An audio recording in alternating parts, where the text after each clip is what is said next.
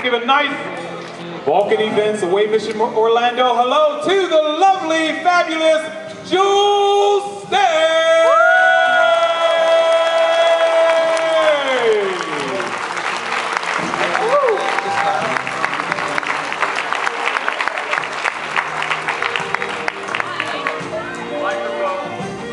I know. This isn't my first rodeo, guys. How are ya? You're awfully spread out. You guys not like each other?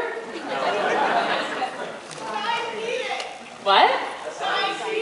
Oh, sorry. Screwed up. I know that it's not super favorable, but I'm wearing my glasses so I can see you.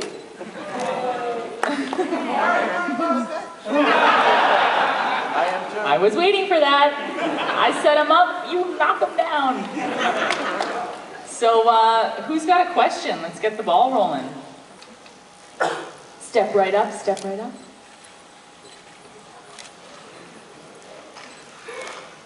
I've seen you and Nathan talk about giving each other a certain digit of the hand. I'm sorry, who's Nathan? But I've heard the stories online on YouTube about you each other exchanging. When was the last time you gave him one? The last time was the time I won. Which is when we were in Atlanta, Georgia at Dragon Con. Dragon Con deserves applause. Yes, it does. And I got the whole audience to flip him the bird at Dragon Con. And sometimes I still do it just because I can. Like the last time we were there, I made the audience again flip him the bird, and I like sent him a text, and I was like, "Miss you." Just because I can. I like to, you know, take him down a notch whenever possible.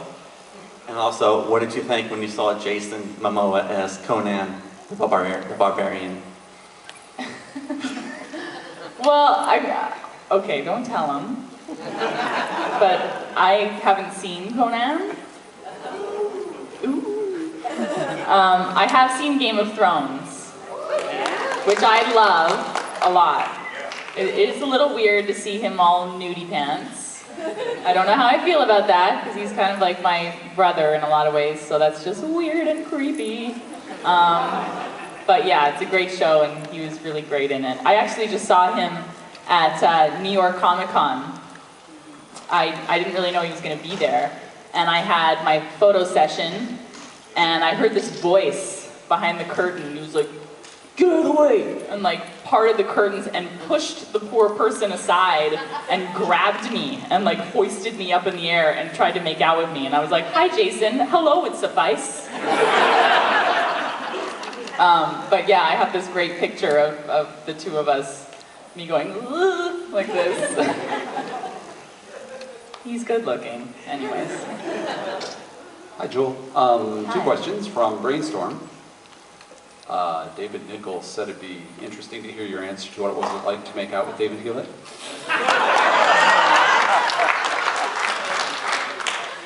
David Nichols such a jerk. Oh God. Listen, David and I were very good friends, like right off the bat. Which Hewlett, yeah, Okay. Hewlett. David Nichols and I were always cool, but me and David Hewlett had this little bond, and you know, as soon as they gave us a little break, we would dart off to the craft service table and eat everything in sight and make fun of each other, and you know, I think someone called us the Krabby Sisters at one point. So I guess they picked up on the fact that we had chemistry. You know, we actually liked spending time with each other. And then they started writing this romance into the show, and we were both like, weird. And then the first time we had to make out, he was so nervous and so funny about it. I'm always like, "David, are you asexual?" Because he's just like, he's so like, he gets clammy, and you know, we were in this little plane, and it was so hot, and they couldn't have the air conditioning on because it would make noise and ruin the sound. So we're, you know, dripping with sweat and trying to be all, you know, sexy in this scene, and poor David was just dying. He just hated it. But you know, he's a good kisser, yeah. the second question is, there's no less than 3 hero dresses from that show, which came up at auction, which means that you wore each of the 3. Is that valid? Did you actually change the same dress 3 times? Well, here's the thing. You wear a dress all day long, and then they have to take it to the cleaners at the end of the day. So then they have to have dress number 2 standing by. And then we had one dress that was able to be ruined and soaking wet and all that stuff for all the you know. So there really is 3. There is really 3, yes. Because we know where all 3 are, so. Yes, there really one in is our 3. house, so. Yeah, the conspiracy is solved. Thank you so much for being here. You're welcome, thank you. Hello. Hello. I wanted to say thanks for crashing the Ferengi fondue yesterday. That was a pleasant surprise, so thank you very much for that. And I was wondering, you were saying, you know, this isn't your first rodeo. Do you have any particular stories that was like your most pleasant, unexpected surprise at doing events like this? Do I? Oh yeah, I mean, every time you go to one of these events, there's something that happens that, you know, you get to go home and tell a crazy story. Some of them I can't repeat. Just because, you know, a lot of us actors, we haven't seen each other in a while, and we do the convention, and we go out at night and find some hidden little alcove somewhere where we can sort of let loose, and all kinds of things ensue. Maybe one day I'll write a book and tell you all about it. I would love to. Trust me. Yeah, one of my favorite stories. I was in an elevator at Dragon Con. Usually all these stories are at Dragon Con. And the elevator was packed full of people, and I was in there with Sean Marr, and I think Morena was there. She must have been. She usually is. And someone said, "Hey, has anyone ever told you that you look like Jewel Staite?" And we all died laughing. Everyone in the whole elevator started laughing, and then this guy goes, "Oh, no, it's a compliment."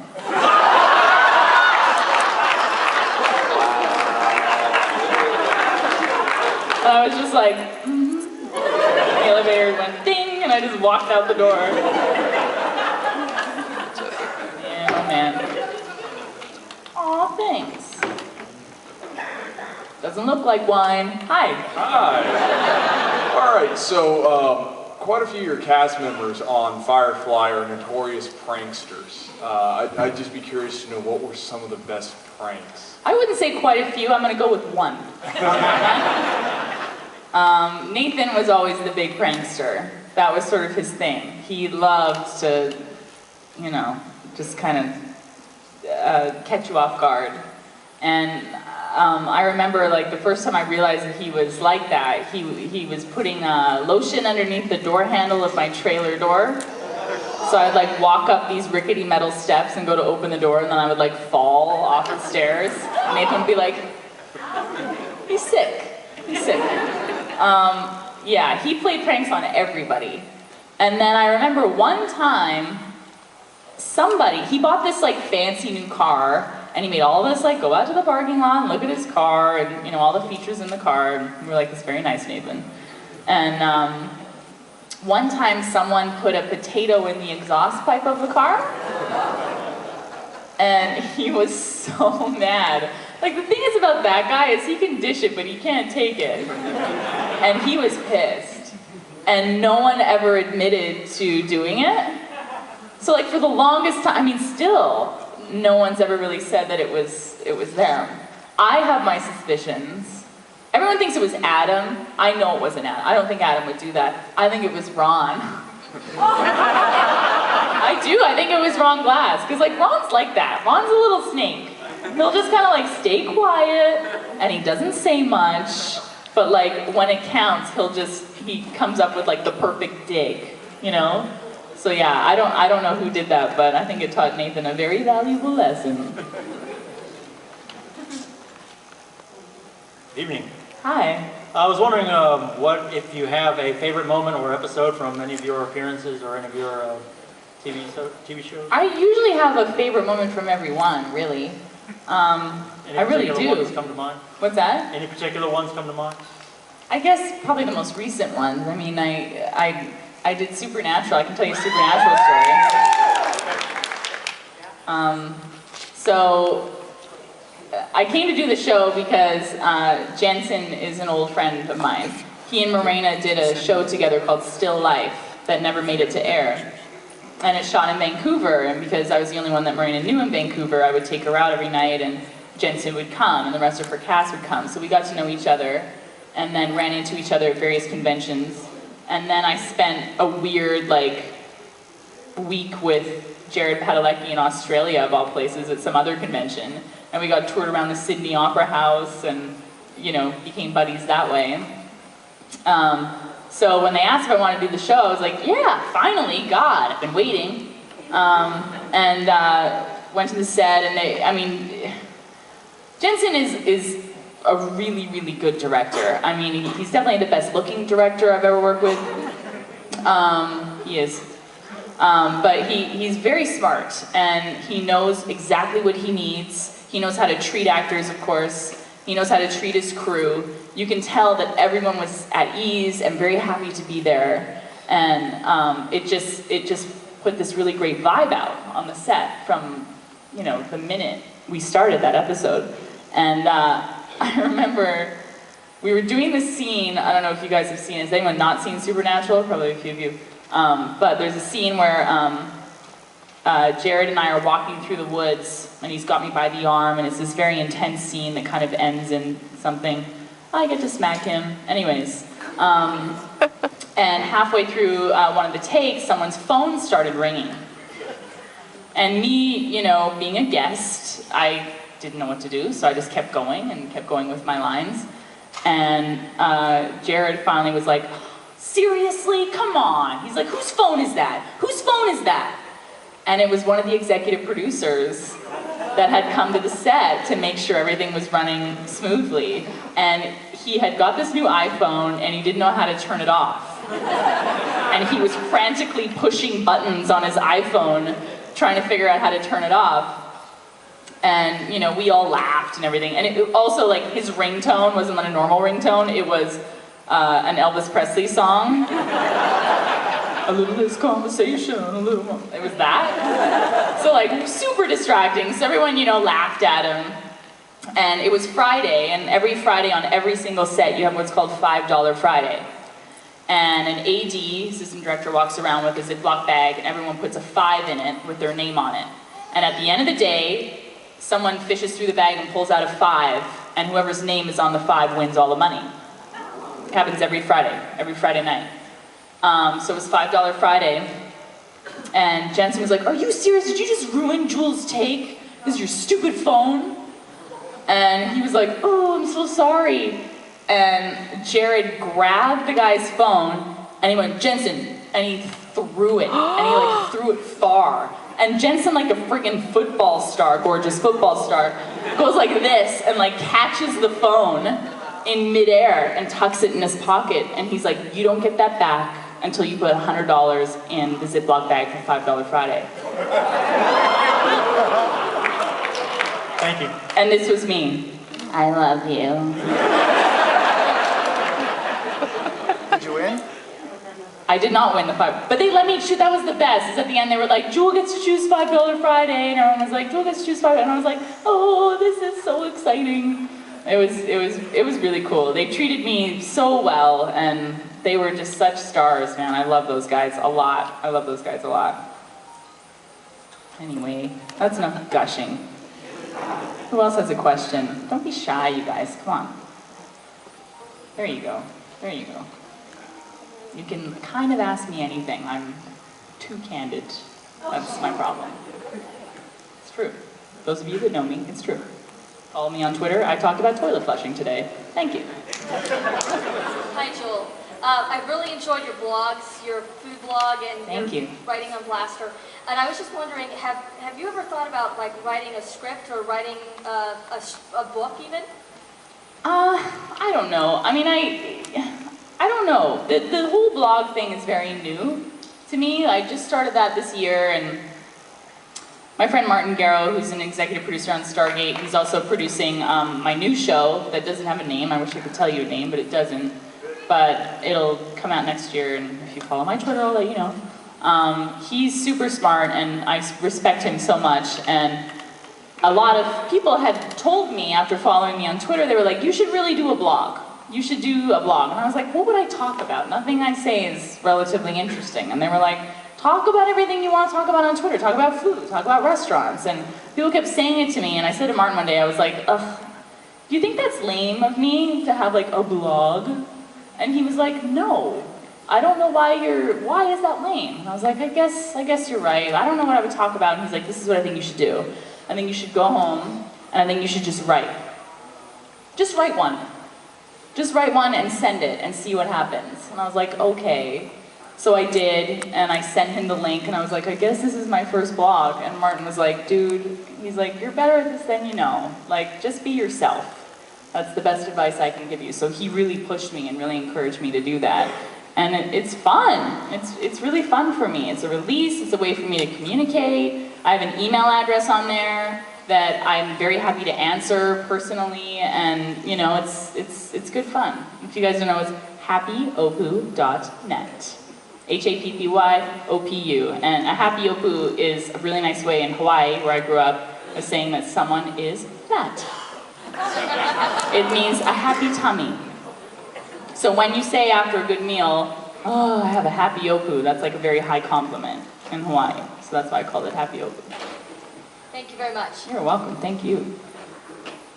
What is one of your most embarrassing moments on set?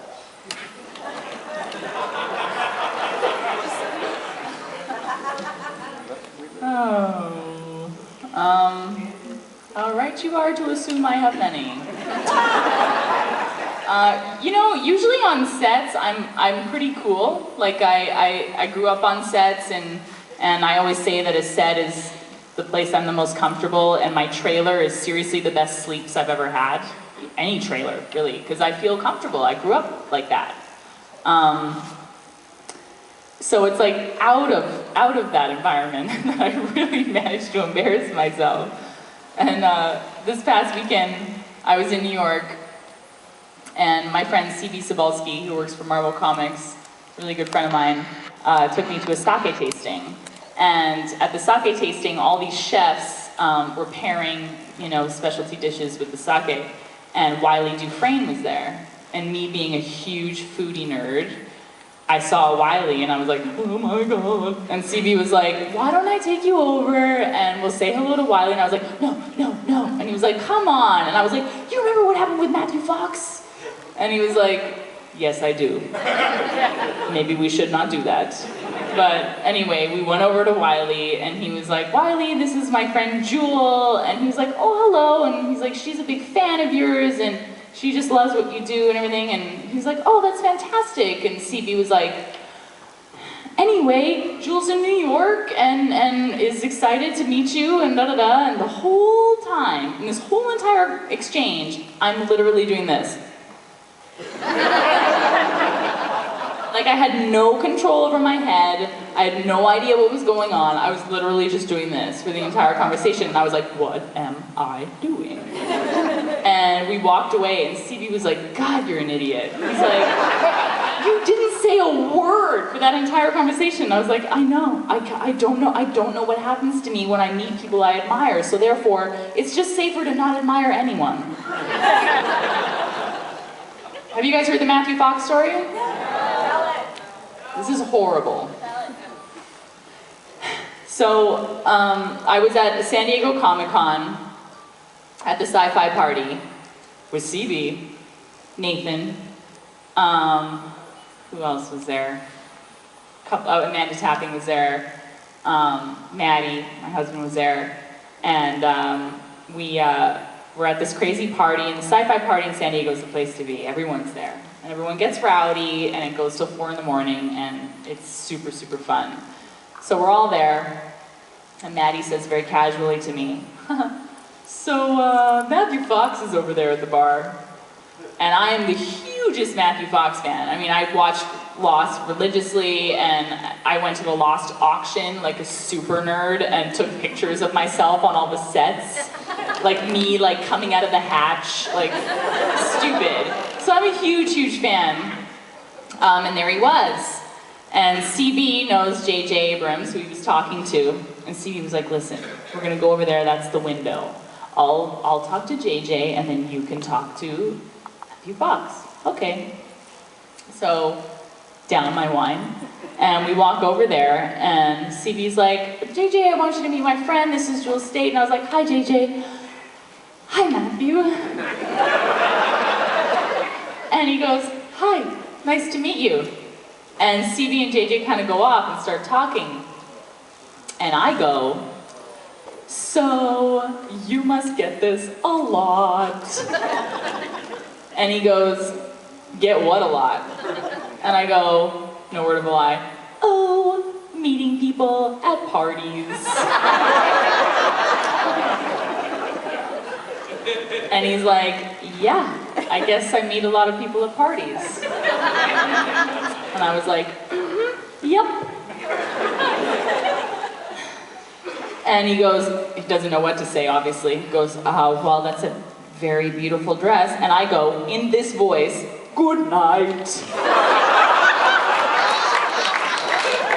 And walk away. It was horrible. And CB and Matt and like everybody we're with is dying laughing. Because I'm always pretty good at keeping my cool, and they're all just like crying.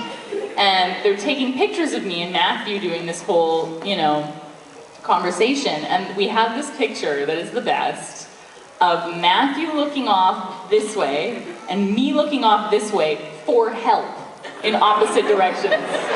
His face is literally like, help me, and I'm like this. It was horrible.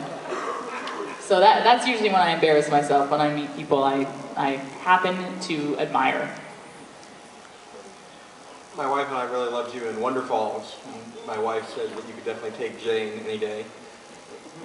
I want to know if you had any stories about how you got in the role. You know, it wasn't you in the pilot.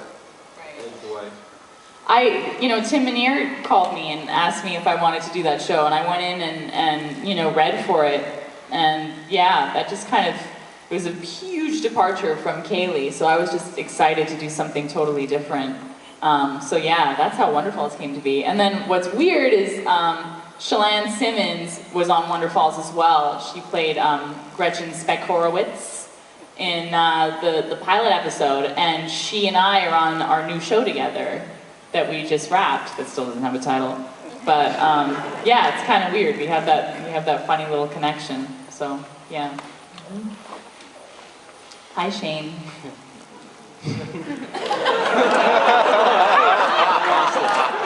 Hi, Jewel. Well, I ain't much for words, but I was wondering if, other than the lotion on the handle and you almost fell off the steps, I was wondering if you've ever been injured on set or in a show. What would the worst be? One of the worst, funny enough, Joe Flanagan and I had this little fight scene to do in season 2 of Stargate Atlantis when I played the Wraith. And the next day after shooting that, I was supposed to be on a plane to go to LA to do the Serenity publicity shoot. And that whole shoot is me in the green dress, and we're all showing a lot of leg, that one. Yeah, so it's this big glamour shoot, and during the fight scene, he had the rubber knife and we were kind of wrestling, and he hit me in the face hard, like right under here, right under my eye. And I didn't really clock it, and I didn't pay attention to it. But when they took my makeup off at the end of the day, my prosthetics off, I had a little shiner. And I was like, oh shit. Because it was noticeable. It was like a little bruise. And then I had to go to the photo shoot the next day, and Nathan was like, what happened? And I was like, well, nothing, I was at work. He's like, what happened? And I was like, it's just Joe Flanagan. Who the fuck is Joe Flanagan? Okay, relax. But yeah, during that photo shoot, I remember they had to keep putting makeup on my little shiner. So there you go. Thanks, Joe, for nothing. I actually never told him that. Because it wasn't his fault. I mean, I'm not going to make him feel bad for hitting a girl, although he should. Hello. Hi. My My husband follows you on Twitter. Sure he does. He's but he really enjoys your restaurant commentaries. Oh, thanks. He's a foodie, and he just that's one of the major reasons. He also loves Serenity and everything, but he's just like, wow, she likes food too. Just want to let you know, and I can tell him, I told her, honey. Good. Thank you. I love that. That wasn't even a question, it was just a compliment. Hey, Joel. Hi. How you doing? Good. Good. Hey, out of all the shows you've done, you know, there's a lot of props, a lot of set pieces, a lot of costumes. Do you keep a collection at home of like your favorite ones that they actually let you take off the set and all that? You know, I had... There you go. It's you know, much higher hunch now. Look at you. Full height. Oh, Yes, yeah. man. Thank you. I don't actually. I mean, I always feel weird about asking for stuff. What's that? That's a camera. Oh, are you videotaping me? No. Oh. It's okay if you are. I'm joking. My fiance might have a problem with that. Anyway, your fiance would have a problem with that? Probably. Where's your fiance? Not here. Oh, good.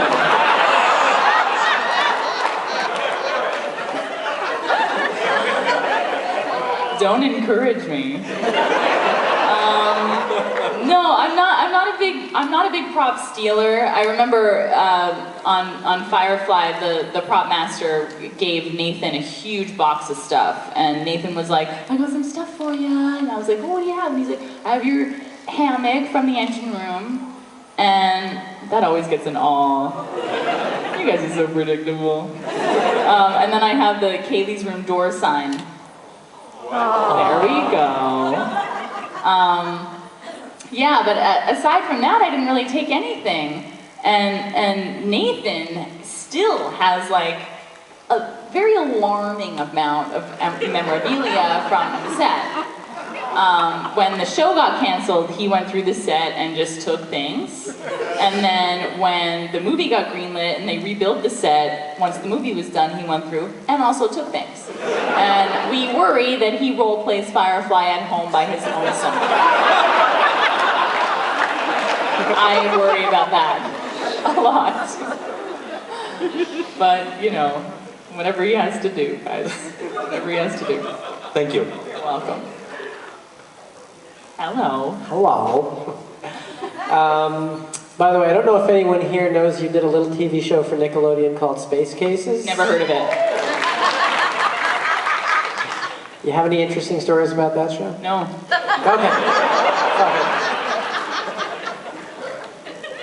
Next. Hi, Jewel.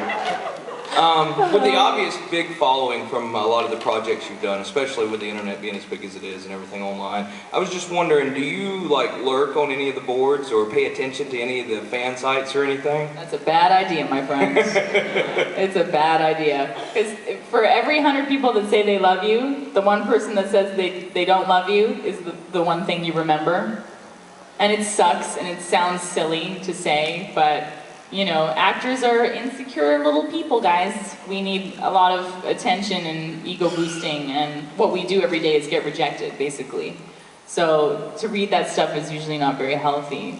Yeah, so I try and stay away from it as much as possible, and I think that's why I do the Twitter thing, and that's why I do, you know, the blog, is to have a positive venue for me to be myself and communicate with people that want to communicate with me out there. Yeah, those message boards are a dangerous place, for sure. Thank you, ma'am. You're welcome, ma'am. Nice. Uh-oh.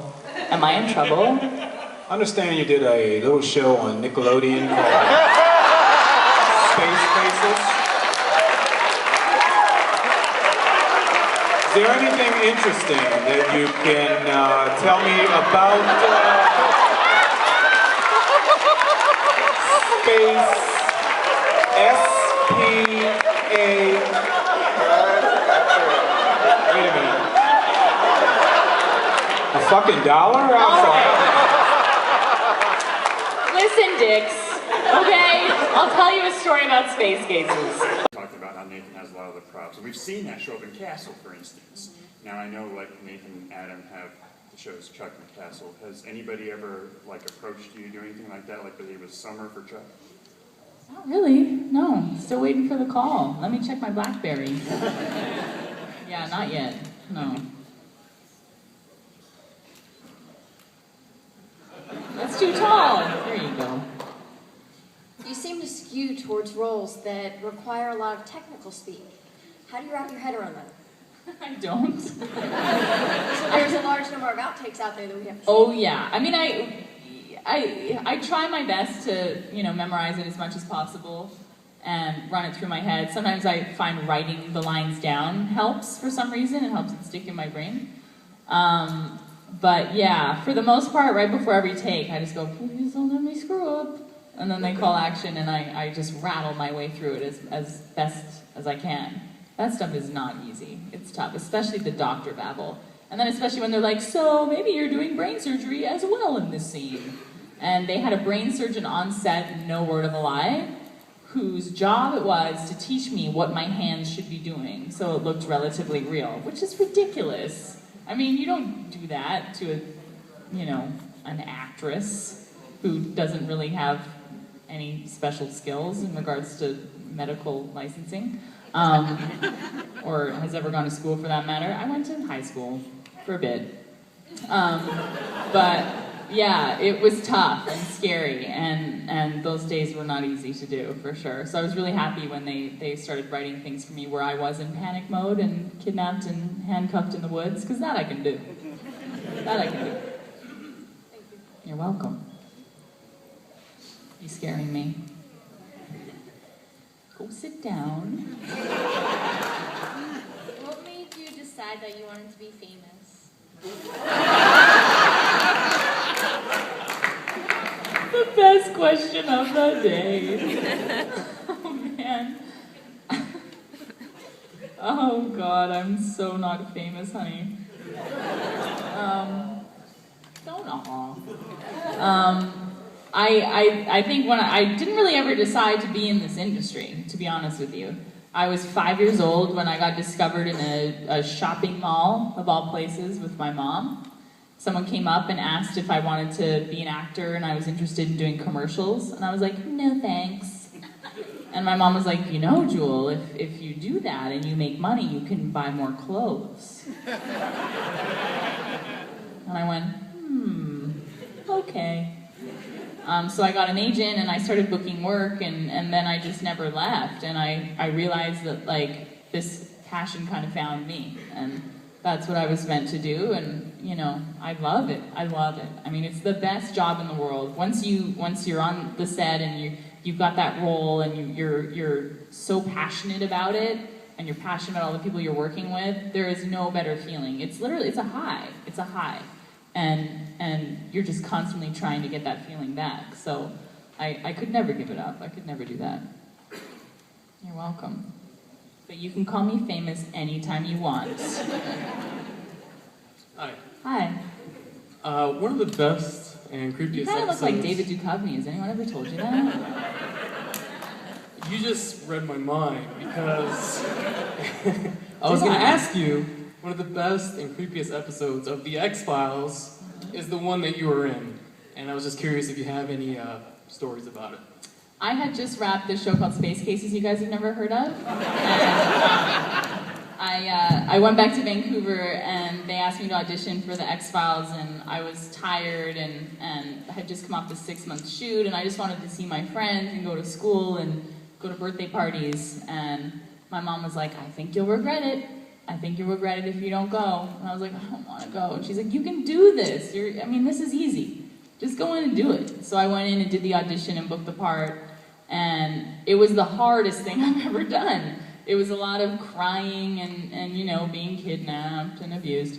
And I remember David and Jillian were super nice to me. So nice to me. And they had this hot tub built outside of the set because we were spending all these days in this really cold, frozen river in Vancouver in October, some god-awful time.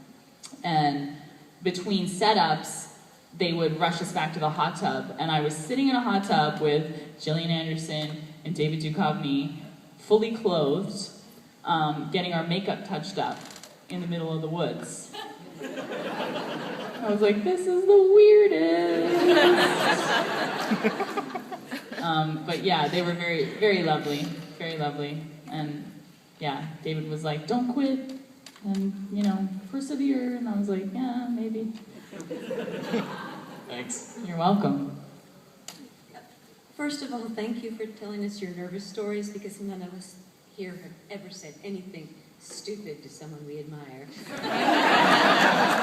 We're all in this together, guys. And he's sort of answered part of my question, but you make this look so easy. You're so at ease. And shouldn't you have more angst?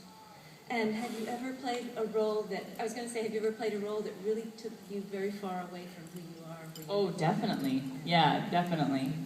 I mean, I know, what's that? Or a role that was hard for you to do? Sure. I know that there is an element of me in a lot of, probably every role that I've played, for sure. But yeah, there are ones that are most definitely harder than others. One of the hardest ones I did was Dead Like Me, and it was a quick little role, but like for some reason it was tough. It was tough for me to do, and I felt very much out of my element. But sometimes feeling out of your element's really great. I mean, my new show, I played this girl who's kind of a nightmare. She used to, listen, the parallels are a bit funny, because Martin Garrow from Stargate created the show. He swears he didn't write it with me in mind, but let me give you a few tidbits. She had a successful show 11 years ago that she still gets recognized for.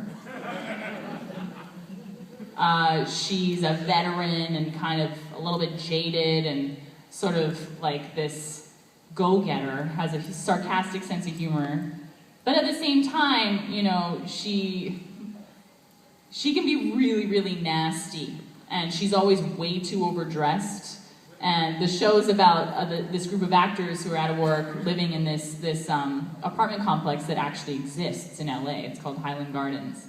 And a lot of people stay there during pilot season trying to book work. And she's always kind of hanging outside of her, you know, apartment, half drunk, in like this, you know, super fancy dress and high heels, and like bitching to her agent on the phone. Let me tell you something.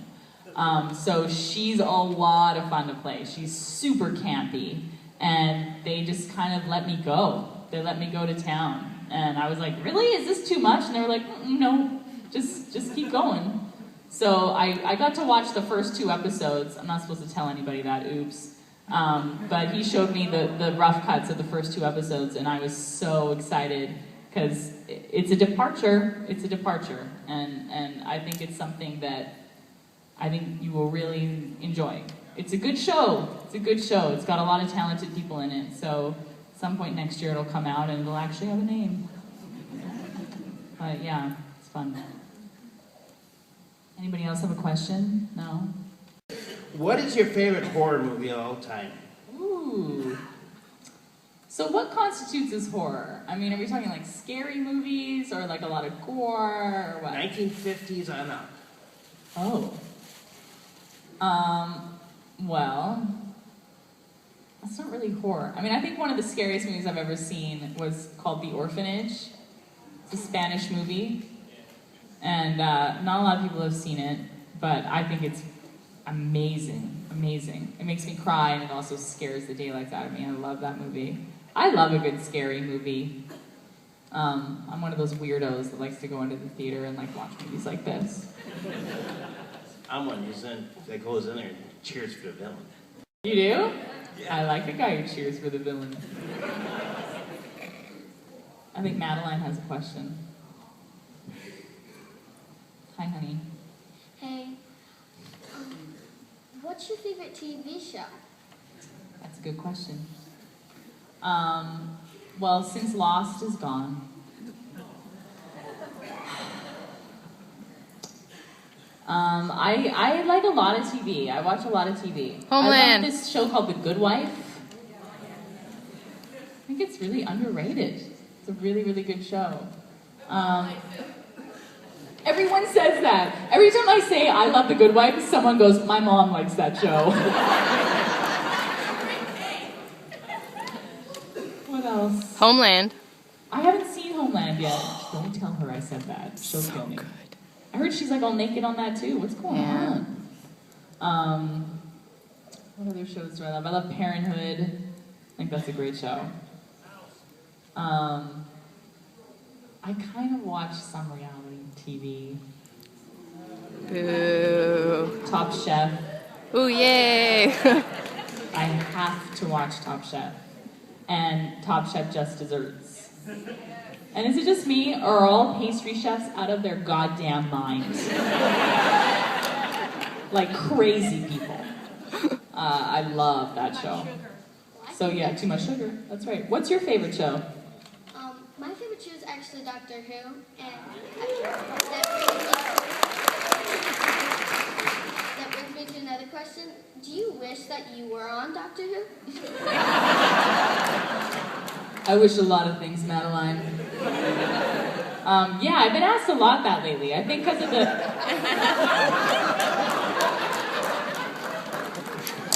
I think because of the whole Supernatural thing, when they called my character Amy Pond, it became this thing, and people were like, oh, you're a big Doctor Who fan, and I'm like, no, I've never seen Doctor Who.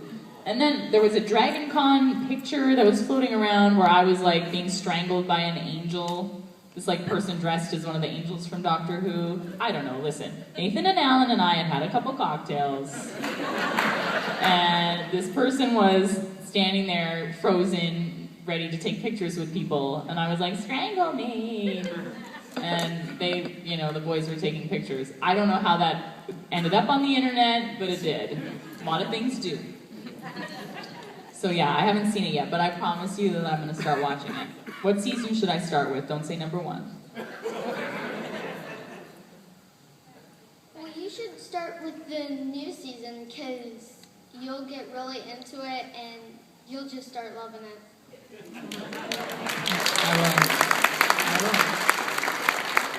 I like your style, Madeline. I like your style. Too cute. You're too cute. Do you have another question? Yeah. Have you ever done anything with charity? Have you like sung at any charities or anything? That's weird. How did you know that? That's strange. My friend Patrick Massey is a country singer, and he works with the Dyslexia Foundation, and he always tries and talks me into these benefit concerts. And I'm very shy, and I don't like to sing in front of people a whole lot. But Patrick has a way with words, and he and I have done a lot of these little benefit shows together. So that's an adamant yes. Well, that's all I've got. Thank you. Thanks for asking the question. Hello. Hi. What's your name? Sabrina. Sabrina, nice to meet you, Sabrina. I really love your dress. Thank you. Do you have a question for me? Yes. What is it? What's your favorite book? That's a good question. My favorite book is The Little Prince. It is. And then my other second favorite book is a book called Shantaram that not a lot of people have read, but it's about this, it's an autobiography about this guy who went to prison in Australia and escaped and walked right out the front door, basically, and ended up living on the lam in India for 10 years. And it's all about his life and how he eventually finds his way back to prison. And it's, I think, one of the most beautiful books ever written, and I adored it. So I would say those two, probably. Yeah, kind of obscure, but that's me, obscure. Do you have another question? No. Oh. Well, in that case, thank you, Sabrina.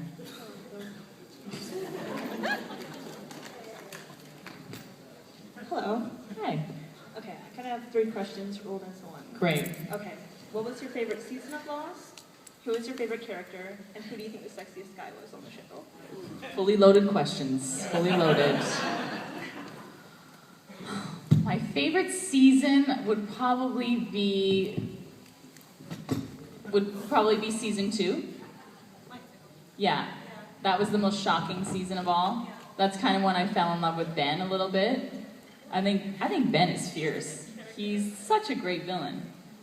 And then the second part of that was? What was your favorite character? My favorite character, I think, oh my god, it's so tough. I think my favorite character was Sawyer. Yeah, I love Hurley too, but like, who doesn't love Hurley? He's kind of the Kaylee of that show. I can say that. And the hottest guy, holy moly. Well, I always thought it was Matthew Fox, obviously. And then I met him, and I was like, oh, that was weird. So then he got bounced for Josh Holloway. Yeah. And I also love Desmond a lot, too. And Saeed, really? Saeed was a little too dark for me, like, in terms of, like, you know, killing people and things. Like, Sawyer killed people, but, like, he was more of a... I know they did, I know, but Sawyer was so blonde. And tanned. Yeah, I'm kind of a sucker for that, I gotta say. Good question. You're welcome.